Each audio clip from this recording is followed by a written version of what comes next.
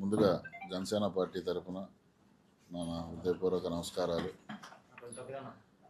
ఈ మధ్యకాలంలో గత రెండు మూడు రోజుల నుంచి జనసేన పార్టీ మీద, అలాగే ఈ రాష్ట్ర ఉప ముఖ్యమంత్రి జనసేన పార్టీ అధ్యక్షులు పవన్ కళ్యాణ్ గారి మీద వైఎస్ఆర్సీపీ పార్టీ చాలా కుట్రపూరితమైనటువంటి విద్వేషమైనటువంటి మాటలు మాట్లాడుతున్నటువంటి తీరు చూసి అందరూ కూడా ఖండించాల్సినటువంటి సమయం.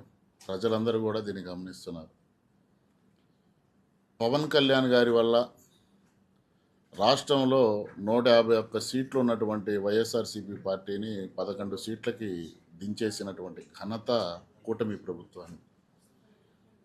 ఈ రాష్ట్రం అభివృద్ధి చెందాలి, ఈ రాష్ట్రంలో ఉన్నటువంటి ప్రజలు అభివృద్ధి పదంలోకి వెళ్ళాలి అని చెప్పేసి కేంద్రంలో బీజేపీ, అలాగే రాష్ట్రంలో తెలుగుదేశం పార్టీ, జనసేన పార్టీ 3 పార్టీల కలయికలో ప్రజల్లోకి వెళ్తే ప్రజలు కూడా ఒక విద్వేషమైనటువంటి, ఒక కక్షపూరితమైనటువంటి గొడ్డలి సంస్కృతి సంబంధించినటువంటి పార్టీ వైఎస్ఆర్సీపీ పార్టీని ప్రజలు తిరస్కరించారు. ఆ తిరస్కరణ జరిగి 2 ఏళ్ళైనా కూడా ఇంకా వైఎస్ఆర్సీపీ పార్టీకి కానీ ఆ యొక్క నాయకులకు కానీ బుద్ధి రావట్ల. ఏదో ఒకటి అవాస్తవాలు మాట్లాడటం, కులాలను రెచ్చగొట్టడం, మతాలను రెచ్చగొట్టడం, ఇవన్నీ కూడా మనం మీడియా కథనాల్లో చూస్తూనే ఉన్నాం. అలాగే నిన్న వైఎస్ఆర్సీపీ పార్టీ నాయకుడు ఒక వెధవ, అతను మాట తీరే చాలా అసభ్యంగా ఉండిద్ది. బందర్లో కూడా అందరూ అసహించుకునేటటువంటి వ్యక్తి ఎవడయా అంటే పేర్ని నాని. ఆ వ్యక్తి మాట్లాడుతూ పవన్ కళ్యాణ్ గారి గురించి, ఆయన నిర్వహిస్తున్నటువంటి శాఖల గురించి అవాకులు చవాకులు పేలుస్తున్నారు. ప్రజల్లోకి తప్పుడు భావన తీసుకెళ్లే విధంగా. పంచాయతీరాజ్ శాఖకి పవన్ కళ్యాణ్ గారు ఏమి చేశారు అనేది ఒక ఛాలెంజ్ లాగా అతను మాట్లాడుతున్నాడు. నేను పేర్ని నానికి సవాల్ విసురుతున్నా. నీకు దమ్ము ధైర్యం ఉంటే నువ్వు విక్టోరియా, అంటే నీ పిన్ ఉంది కదా విక్టోరియా, నీ ముద్దుల పిన్ని విక్టోరియా సాక్షిగానే చెప్తున్నాము. నీకు దమ్ము ధైర్యం ఉంటే రా, మేము వస్తాం.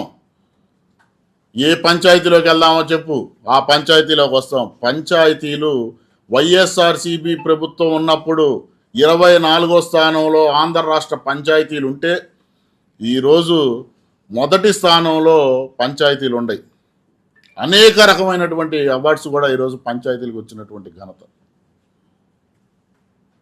అలాగే గిరిజన ప్రాంతాల్లో డోలీ చప్పుళ్ళు, డోలీ మోతలు మోగేటటువంటి పరిస్థితుల్లో అలాంటి డోలీ మోతల్ని, దీన్ని ఆపేసి రోడ్డు మార్గాల ద్వారా ఈరోజు ఏ గిరిజన ప్రాంతంలో వెళ్ళినా సరే రోడ్లు ఉన్నాయి. మీకు వాళ్ళని అడిగితే చెప్తారు. ఎందుకంటే ప్రజాక్షేత్రంలో మీరు తిరగరు. మీకున్నది ఏంటంటే మటర్లు చేయటం, లేకపోతే ప్రజల్ని, కులాలు, మతాలని రెచ్చగొట్టడం, ఎక్కడన్నా భూ కబ్జాలు చేయటం. రా, నువ్వు రా, మేము చూపిస్తాం. గిరిజన ప్రాంతాలకు వెళ్దాం, లేకపోతే ఏ ప్రాంతం అయినా అవాకులు చవాకులు పేల్చటం.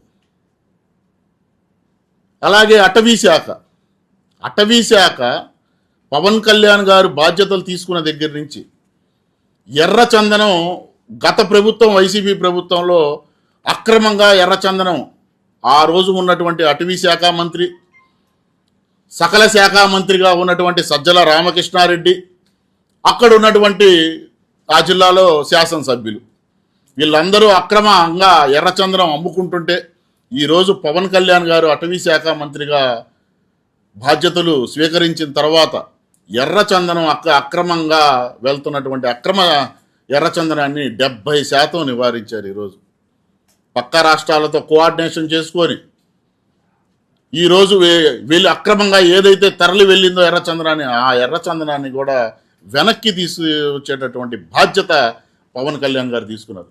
మేము మాట్లాడిన ప్రతి దాంట్లో కూడా మేము ఛాలెంజ్ విసురుతున్నాం. మేము వస్తాం, మేము నిరూపిస్తాం. ఆ రోజు మా పవన్ కళ్యాణ్ గారి కాళ్ళు పట్టుకొని నువ్వు క్షమాపణ చెప్తావా అని మేము అడుగుతున్నాం, నేను నిలదీస్తున్నాం.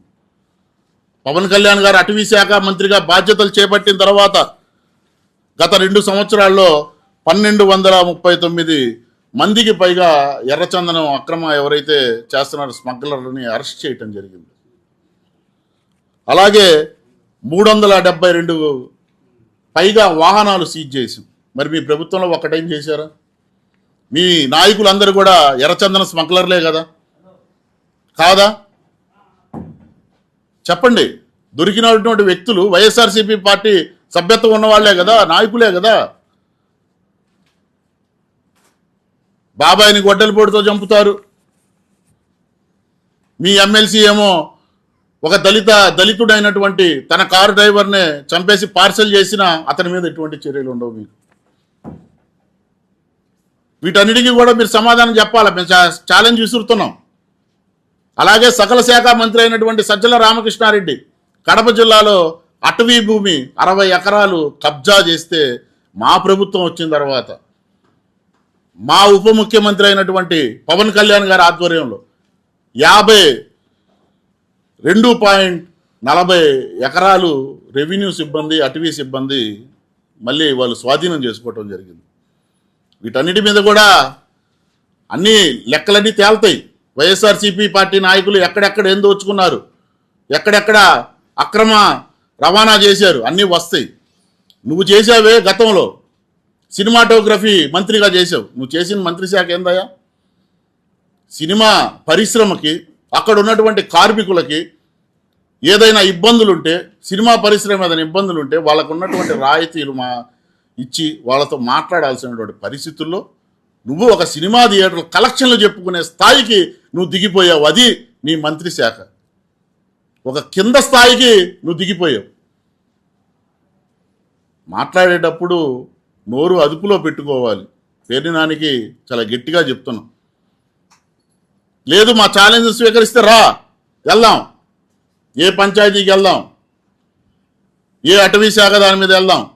లేదు పొల్యూషన్ కంట్రోల్ కూడా మా శాఖ కింద ఉంది కదా, కాలుష్య నియంత్రణకి మీరు ఏం చేశారు అంటున్నారు. మీరు మడ అడవులు ఆక్రమణ చేస్తే ఆ మడ అడవుల్ని ఆక్రమణని మళ్ళీ వెనక్కి తెప్పించేటటువంటి పరిస్థితులు ఈరోజు మేము తీసుకున్నాం. అలాగే అత్యంత విలువైనటువంటి చిత్తడి నేల మీరు ధ్వంసం చేస్తే మేము వాటిని నీటిగా పరిరక్షించి వాటిని కాపాడుతున్నాం. మీరు ఏదైతే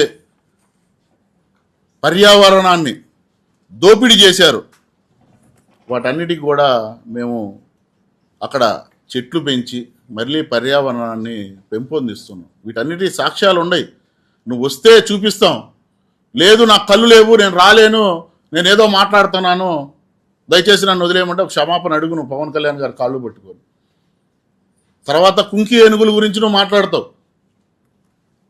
ఎస్, పవన్ కళ్యాణ్ గారు కర్ణాటక ప్రభుత్వంతో మాట్లాడి ఈ రాష్ట్రానికి కుంకి ఏనుగులు తెప్పించారు. కుంకి ఏనుగులు తెప్పించిన తర్వాత అటవీ ఏనుగులు ఏముండయో అవి దాడులు చేయకుండా వాటిని దారి మళ్లించేటటువంటి ప్రక్రియ ఆ కుంకి ఏనుగుల ద్వారా మేము తీసుకున్నాం. లేదు కుంకి ఏనుగులు పనిచేయట్లేదంటావా, నువ్వు రా, కుంకి ఏనుగుల దగ్గర నిన్ను కూడా వదిలిపెడతాం. కుంకి ఏనుగులు దారి మళ్లించినా లేవా నువ్వే సాక్ష్యంగా ఉండదు. కానీ నీకు తెలిసి మాట్లాడుతున్నావో తెలియక మాట్లాడుతున్నావో, లేదు జగన్మోహన్ రెడ్డి దగ్గర నువ్వు మెహర్బానీ కోసం మాట్లాడుతున్నావో మాకైతే అర్థం కావట్లేదు. ఇప్పటికైనా పేర్ని నానికి చెప్తున్నాం, ఏ శాఖ పవన్ కళ్యాణ్ గారు నిర్వర్తించే ఏ శాఖలో అయినా ఒక అవినీతి కానీ పవన్ కళ్యాణ్ గారు ఆ శాఖని సక్రమంగా చేయలేదని కానీ నువ్వు నిరూపించగలవా? మాట మాట్లాడటం చాలా ఈజీ, మాట మీద నిలబడటం చాలా కష్టం. నీకు సవాల్ విసురుతున్నాం. నీ ముద్దుల పిన్ని విక్టోరియా సాక్షిగానే నీకు దమ్ము ధైర్యం ఉంటే రా, నువ్వు ఎక్కడికి రమ్మన్నా మేము రావడానికి సిద్ధం. దానికి సాక్ష్యాలతో సహా పవన్ కళ్యాణ్ గారు ఎంత విజయం సాధించారు ఈ 2 ఏళ్ల పాలనలో అనేది సాక్ష్యాలతో సహా మేము చూపిస్తాం. చెప్పు, నీకు దమ్ము ధైర్యం ఉందా? ఉంటేనే ఇక మీదట నువ్వు ప్రెస్ మీట్ పెట్టాలి. నీకు దమ్ము ధైర్యం లేదంటే చేతులకి గాజులు తొడుక్కొని ఇంట్లో కూర్చో.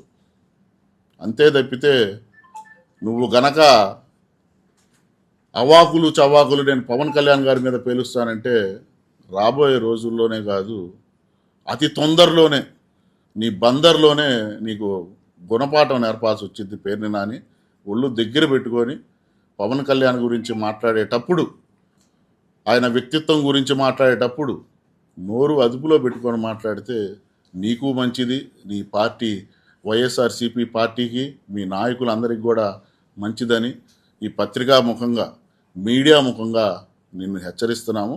జాగ్రత్త, ఖబర్దార్.